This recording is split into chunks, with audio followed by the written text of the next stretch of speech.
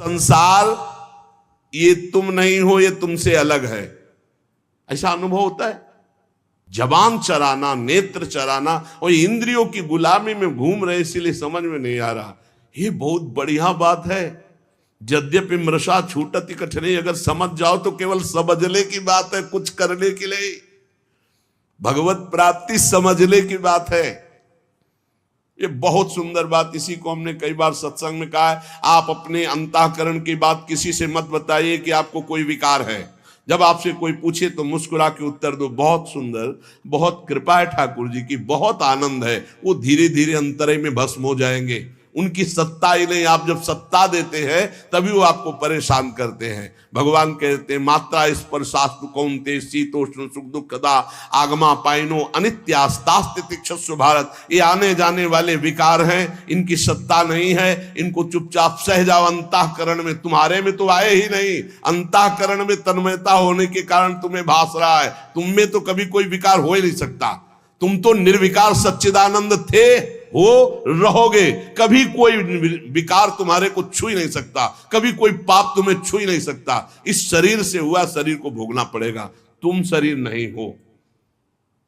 अब इतना ज्ञान हो जाए तो जीवन मुक्त हो जाए।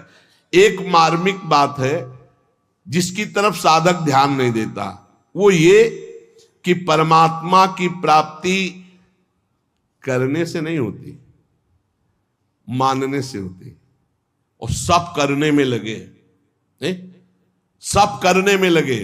और यहां कह रहे एक साधक इस तरफ ध्यान नहीं देता। परमात्मा की प्राप्ति स्वतः सिद्ध है, करने से नहीं, मानने से होती है।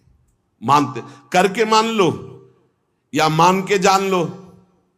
जो सत्संग सुनते हैं उनको जो प्राप्त होता है वो 50 वर्ष साधना करने पर भी नहीं। साधक में बहुत अंतर मिलेगा, एक सत्संगी और एक एकांतिक। तो बहुत अंतर होगा। सत्संगी बहुत हो, अपने बचाव पक्ष का जोरदार ज्ञाता होगा। परमात्मा प्राप्ति करने का भाव बाधक है। कैसा? मैं परमात्मा प्राप्ति करूंगा साधना से, बहुत लंबा समय होगा। और किसी महापुरुष का जब संग मिलेगा तो तुम मानने पे आ जाओगे तो जान जाओगे। अगर अभी मानने पे आ जाओ तो जल्दी जान जाओगे। हम लोगों के दिमाग में बैठा है कि 10-20 वर्ष कम से कम भजन करेंगे तब अंतःकरण पवित्र होगा, तब हम कुछ जान पाएंगे। तो पक्का 10-20 वर्ष भजन करना पड़ेगा। अगर आपको ये तो जानने की बात है, हमें बताया जा रहा है कि मैं परमात्मा हूं, मेरे में कभी विकार होते ही नहीं। तो जब अंतःकरण विकार युक्त है तो दृष्टा भाव से देख रहा, मेरे में तो विकार है नहीं, मैं तो सुना हूं निर्विकार हूं, बहुत शांति मिलेगी। उसी समय वो विकार नष्ट होने लगेंगे। बड़ा बड़ा जप अनुष्ठान, ध्यान अनुष्ठान, ये सब जो करके प्राप्त करने के बहुत लंबा समय लगेगा। करने से कर्तृत्व भाव पुष्ट होता है, कर्तृत्व भाव आने से व्यक्तित्व भाव होता है।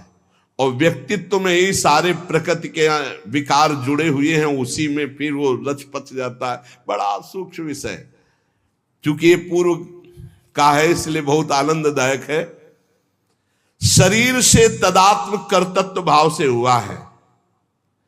निर्लिप्तता का अनुभव करना ही है, चाहे जिस मार्ग से करो, कर्म योग से, भक्ति योग से, ज्ञान योग से। इसलिए क्रिया की मुख्यता साधक में रहती है भगवत प्राप्ति का। तो आप बोलो क्या करूं? क्रिया की मुख्यता रहती है। आप बोलो मैं क्या करूं? मैं ये करता हूं, मैं ये करता हूं, मैं इतना पाठ करता हूं, मैं ये करता हूं, ये करता हूं। किसको लेके बोल रहे हो? वाकेंद्री से पाठ कर रहे हो, शरीर से सेवाएं कर रहे हो, चेष्टाएं कर रहे हो, लेकिन तुम तो इससे अलग हो ना। इतना ज्ञान है कि नहीं? अगर इतना ज्ञान नहीं तो सब कुछ अहंकार की धारा में हो रहा, वो शुभ कर्म के अंतर्गत आ जाएगा। जब अहम की धारा शरीर से जुड़ जाती तो भाषा बदल जाती है। सुनना भाषा, पहचान लेना। मैं करता हूं, मैं खाता हूं, मैं पीता हूं, मैं बोलता हूं, मैं चिंतन करता हूं, मैं निष्कामी हूं, मैं कामी हूं, मैं क्रोधी हूं, मैं क्षमावान हूं। मैं के आगे जितना जुड़ गया वो सब प्रकृति राज्य।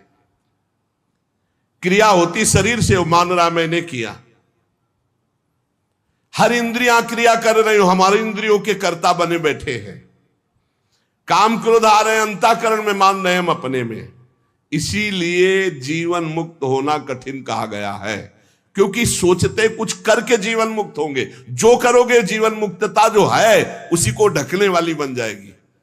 इसलिए महापुरुष अकर्ता होते हैं, अचाह होते हैं, पूर्ण काम होते हैं। बोले साधना करते करते हो गए? नहीं, हमारा स्वरूप ही पूर्ण काम है, सिद्ध है। चाहे अभी मान लो, चाहे 50 वर्ष साधना करने के बाद मान लेना। नैव तस्य कृतेदार्थो ना कृते नेह कश्चन। वास्तव में स्वयं में कभी कोई क्रिया होती नहीं, और शरीर बिना क्रिया के रह नहीं सकता।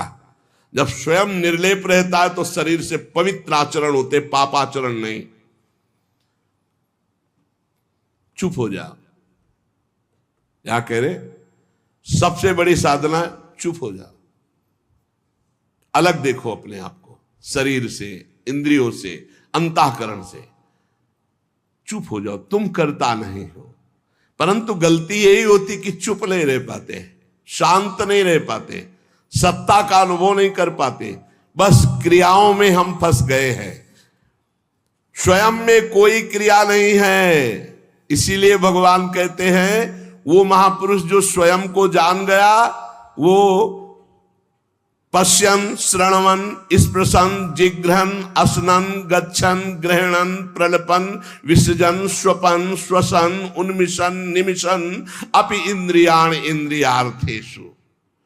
देख लो, देखता हुआ किससे देखता है? कौन देख रहा है? बोले नेत्रेंद्री देख रही है। किसको देख रही? अपनी प्रकृति को ही।